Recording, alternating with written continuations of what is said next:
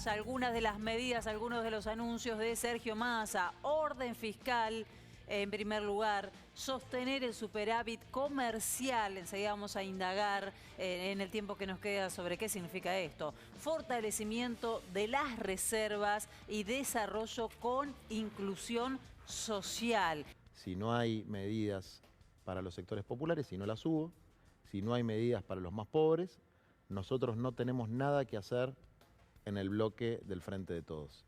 En un Ministerio de Economía que hoy ha asumido plenos poderes, que ayer ha asumido plenos poderes y que tiene que tener una respuesta que no tuvo ayer en el discurso de Massa para los trabajadores, para los jubilados, para los sectores precarizados. Justamente Massa no está dispuesto a negociar en principio con estos sectores sociales y de hecho lo que ha anunciado es que va a hacer una suerte de auditoría sobre las ayudas sociales. El mercado lo está recibiendo bien, estaban subiendo las acciones argentinas en Nueva York y los bonos, con lo cual evidentemente buena señal. Es una buena señal. Se habló del refuerzo para los jubilados que se viene, por un lado, pero también habló de una auditoría para los canales sociales el 15 de agosto. ¿Cómo leemos todo esto dentro de lo que es el desarrollo con inclusión social? El ministro de Economía, Sergio Massa, acaba de tuitear, dice hace 48 horas, iniciamos con responsabilidad y compromiso nuestra tarea al frente del Ministerio de Economía. Quiero hacerles un informe de estas primeras 48 horas. Comparte de lo que será la agenda de la semana próxima, porque indica que en la semana que se inicia, el Ministerio de Desarrollo Social de la Nación presentará cómo funcionarán las auditorías y los programas de capacitación para la vuelta al empleo. Luego informaremos los instrumentos para los sectores vulnerables, la formalización de la economía social y el programa Puente al Empleo. Algunos piden cargos, nosotros lo que pedimos fue una medida para los más pobres, una medida para quienes están sufriendo la indigencia en la Argentina, para quienes pasan hambre, que no necesariamente tiene que ser el salario básico universal, que es nuestra propuesta, pero tiene que haber algo.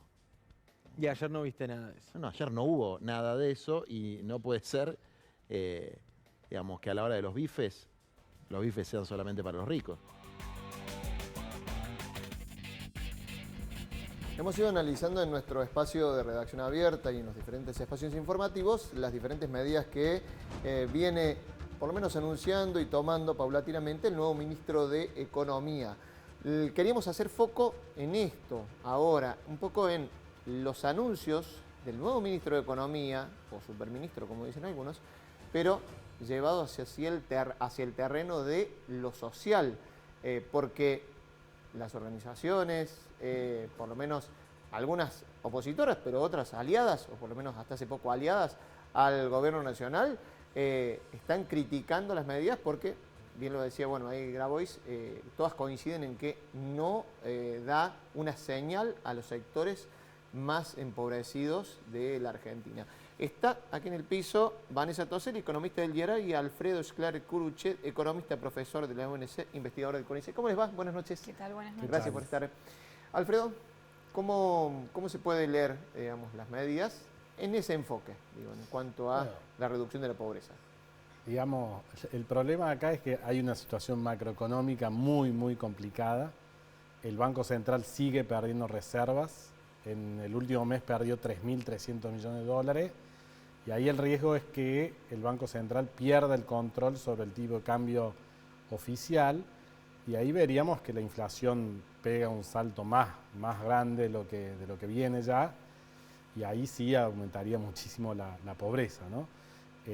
Entonces ahí hay una dificultad. Después, bueno, también hay otras dificultades como por ejemplo asegurar o dar confianza de que se va a cumplir con el FMI, que es más o menos lo que venía planteando Martín Guzmán, pero hemos perdido 2 meses, un montón de reservas, un montón de inestabilidad, inflación de julio que se disparó.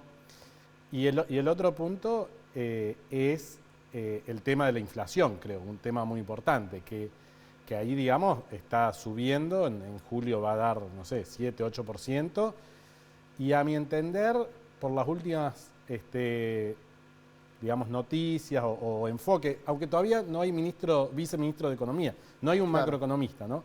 Pero por las señales me da impresión de que se está tomando un enfoque monetarista del asunto, y eso no, a mi entender, quizás no vamos a coincidir acá, pero a mi entender eso no va a dar efecto, no ha dado efecto la inflación tiene otros componentes como la inflación inercial, no significa que el déficit fiscal no importa, pero significa que hay que tener en cuenta otras cuestiones y eso no estoy seguro, digamos. Quédate ahí, porque Vanessa dice, Alfredo, se está haciendo un enfoque monetarista de la cuestión inflacionaria. Esto quiere decir, bueno, siempre la cuestión de la emisión como primer factor inflacionario.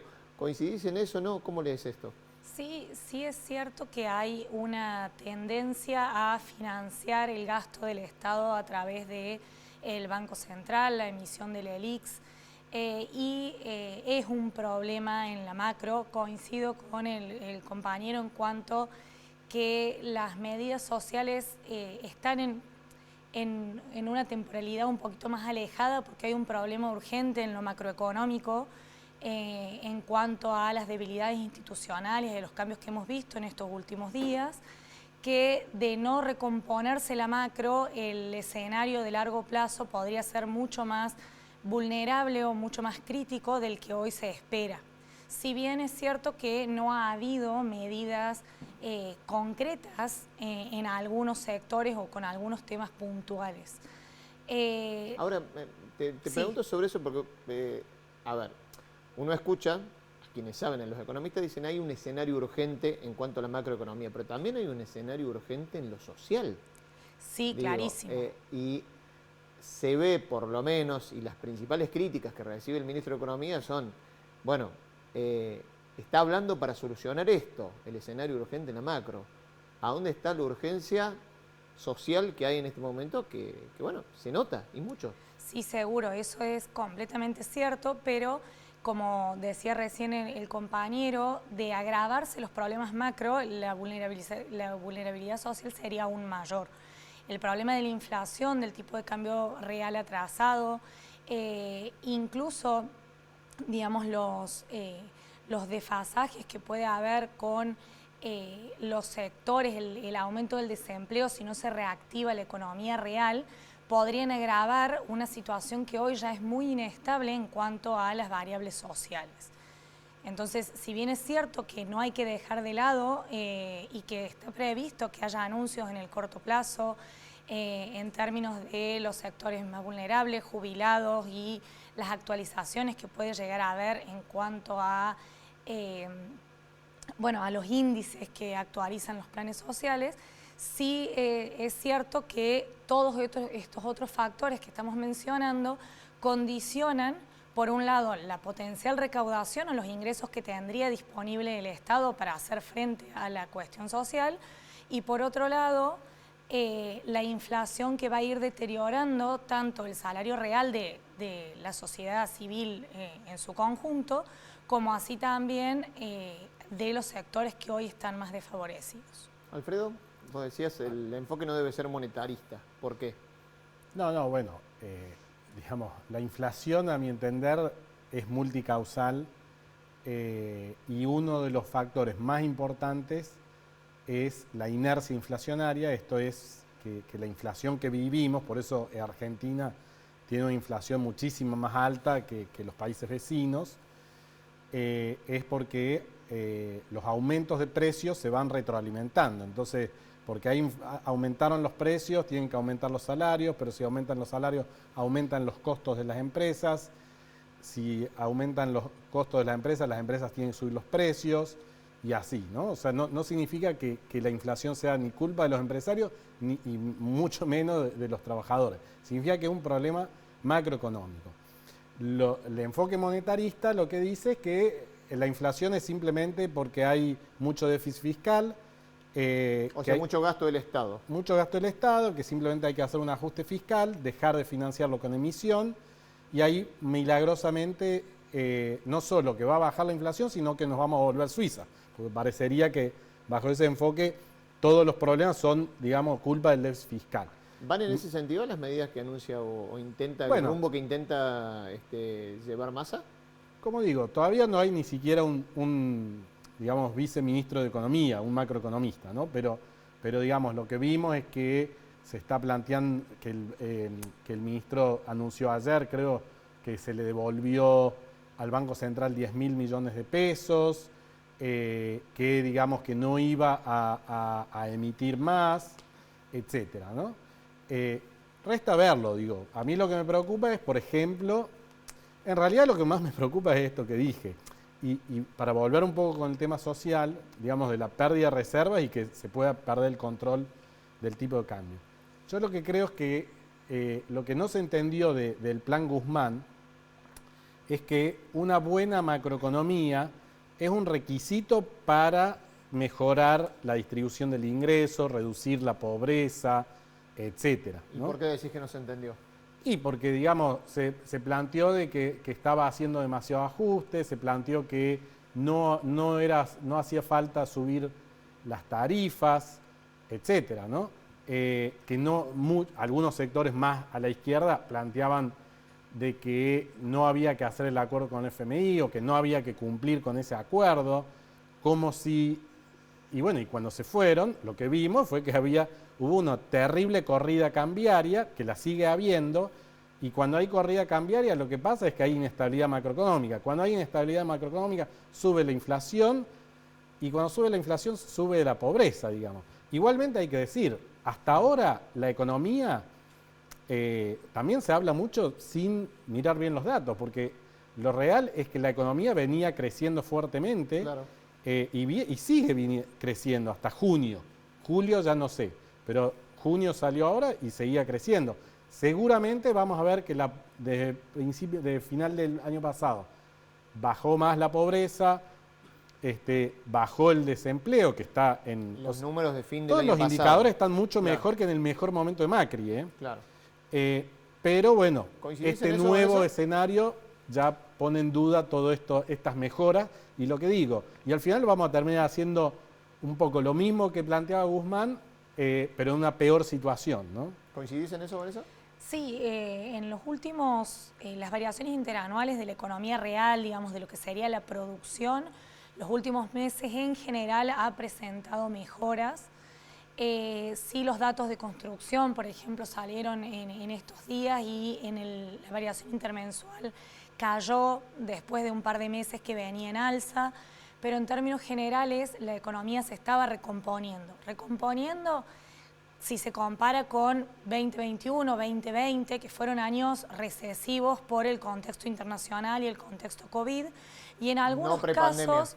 En algunos casos sí, respecto de la situación prepandemia, y en algunos casos se mantiene relativamente estable a lo que era previo a la pandemia, que igual no es malo porque la economía mundial cayó sustancialmente en los últimos 2 años.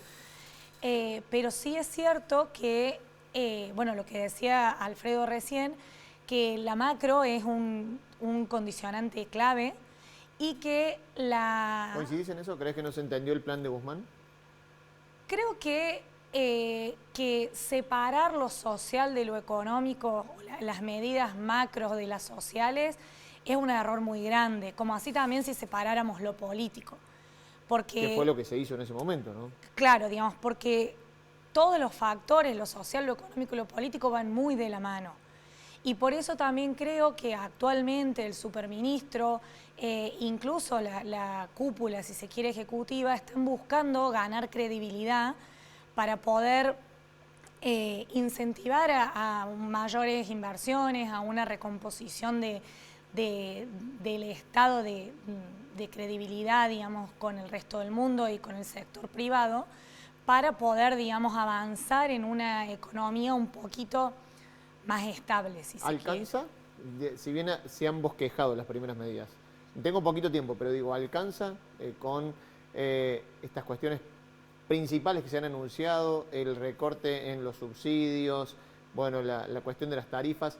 ¿Alcanza? ¿Le falta? ¿Qué creen ustedes? En términos generales, yo creo que falta lanzar un plan de estabilización un poquito más ambicioso, más claro en cuanto a qué medidas específicas se van a tomar. Hoy el déficit fiscal, si sigue la senda que venimos trabajando, es un déficit de 3.2 puntos del PIB, que supera lo acordado con el Fondo Monetario, y si se mantienen esos valores, esa tendencia, no recibiríamos los adelantos que están previstos para diciembre, y eso complicaría aún más la situación actual.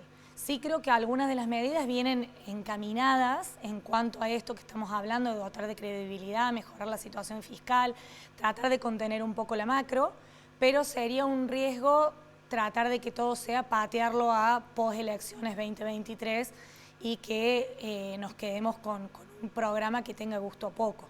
Alfredo, me quedan 30 segundos, si podés. No, me parece que todavía tenemos que ver un poco, como digo, no hay ni siquiera viceministro, no hay un macroeconomista. O sea, me parece que, digamos, ha habido un montón de anuncios, pero después hay que ver realmente qué pasa. ¿Va a venir esos dólares que necesitamos ya para que el Banco Central no pierda el control sobre el tipo de cambio y ya esto se vuelva una inflación de 3 dígitos? Bueno, lo vamos a ver en las próximas semanas, digamos, ¿no? Les agradezco a los dos haber estado aquí. La verdad que daría para charlar mucho más. Nos ha quedado poquito tiempo, pero los volveremos a invitar seguramente. Gracias. Nosotros nos vamos a la última pausa en Redacción Abierta y ya volvemos con el cierre.